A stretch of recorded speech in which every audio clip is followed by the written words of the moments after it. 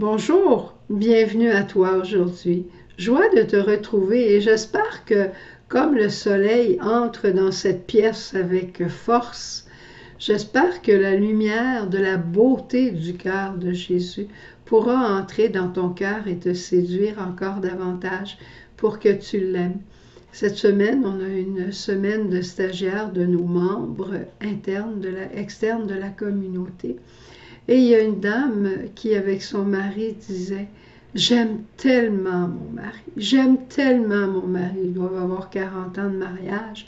Elle dit, je l'aime plus que jamais. Puis lui, il a dit, moi aussi, j'aime ma femme plus que jamais. Je pense qu'ils sont en train de devenir des saints et que c'est la grâce de l'amour de Dieu qui les habite. Et ça fait quelques mois que ça dure comme ça d'une manière nouvelle. Aujourd'hui, on retrouve encore Jésus, le bon pasteur. Quand on regarde une version grecque du terme bon pasteur, c'est kalos. Ça veut pas dire, kalos veut pas dire juste la bonté comme ça, mais ça veut dire la grandeur, la noblesse. La beauté du cœur de Jésus comme pasteur, c'est sa noblesse. Il est noble, Jésus, à cause de l'amour qu'il nous porte, à cause de la grandeur, de la magnanimité qu'il porte à chacun d'entre nous. Quelqu'un disait, Jésus s'est compté seulement jusqu'à 1.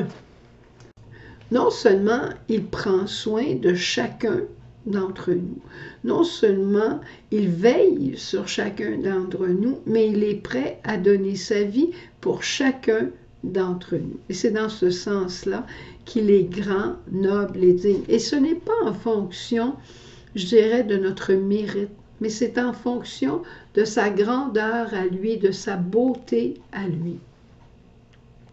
Et justement, parlant de Jésus qui est prêt à donner sa vie, j'ai entendu quelque chose que je voudrais te partager, que j'ai trouvé extraordinaire, quand Jésus dit « Moi, je suis la porte ». Quand, dans le temps de Jésus, des bergers avec des petits troupeaux de 30-40 brebis s'en allaient vers les verts pâturages, ils montaient tout doucement et ils faisaient des enclos le soir pour que les brebis se rassemblent. Mais ils faisaient des enclos, ils déterminaient la grandeur de l'enclos selon le nombre des brebis. Il faut avoir un berger, 2 bergers, et ils mettaient des roches qu'ils trouvaient sur le chemin, des roches, et ils déterminaient un enclos. Mais ils laissaient un petit espace qui serait la porte. Mais évidemment qu'il n'y avait pas une porte avec un gond comme on voit des portes d'enclos de chevaux ou des portes de grange. Qu'est-ce qui était la porte? C'était le berger qui se couchait par terre entre les 2 roches qui déterminaient cet espace-là. Donc, si un animal, un prédateur voulait rentrer, il fallait qu'il passe par-dessus le berger et le berger se réveillait.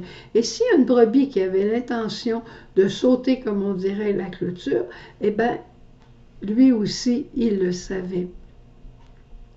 Alors, c'était le berger qui donnait sa vie. Il était la porte. Et c'est pour ça que Jésus va dire « Je suis la porte ». C'est beau, hein? Dans l'Évangile aujourd'hui, il est question d'écoute. Jésus va dire « Mes brebis écoutent ma voix, moi je les connais, elles me suivent. Je leur donne la vie éternelle. Jamais elles ne périront et personne ne les arrachera de ma main.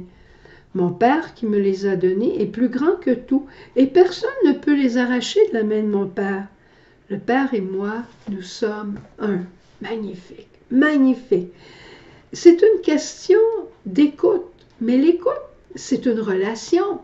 Je te parle et tu m'écoutes. Dieu me parle et je lui réponds.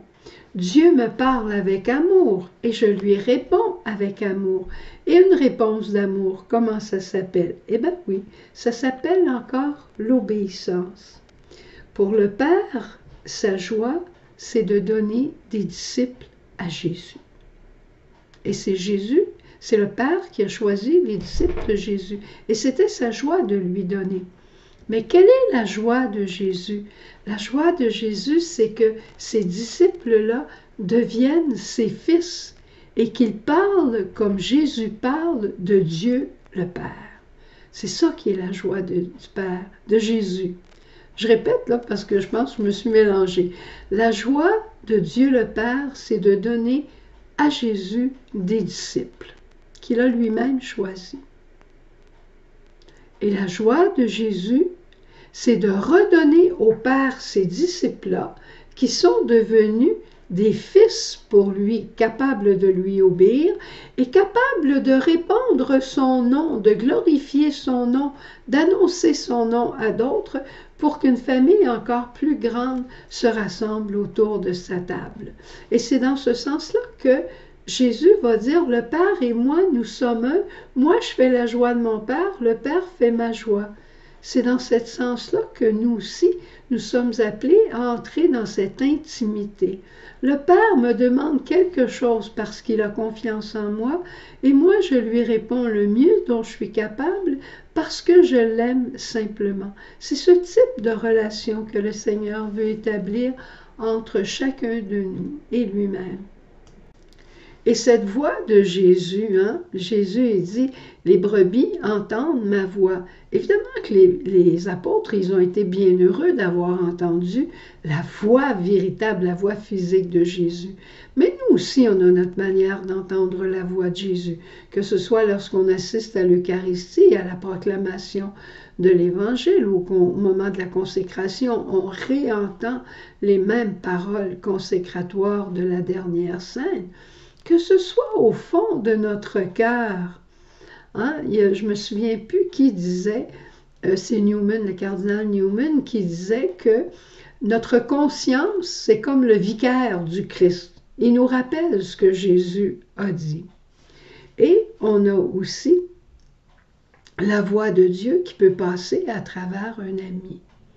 Et je termine avec ceci en te disant, toi aussi, tu peux te faire la voix de Jésus. Tu peux te faire la voix de Jésus pour ceux qui t'entourent, en les encourageant, en les aimant, non pas en faisant des sermons, mais en les aimant, en leur disant combien c'est beau ce qu'ils font. Trouve quelque chose de beau pour t'émerveiller d'une personne qui est à côté de toi. Des fois, c'est pas toujours facile, mais ça vaut la peine de demander à Dieu, qu'est-ce que tu vois de beau et de bon dans cette personne-là? Parce que tu sais, faute de pasteur, il y a beaucoup de brebis qui ne reviennent pas en enclos. Mais des pasteurs compatissants, pas des pasteurs qui mettent la loi en premier, mais qui nous rappellent l'amour de Dieu. Tu peux continuer un peu à l'adoration et je vais mettre ce chant qui dit « Faute de pasteur, mes brebis se sont égarées ». Écoute bien, peut-être que Dieu t'appelle toi aussi à être pasteur. Il t'appelle, c'est sûr, par ton baptême, à être pasteur pour ceux qui t'entourent. Au revoir, bonne journée.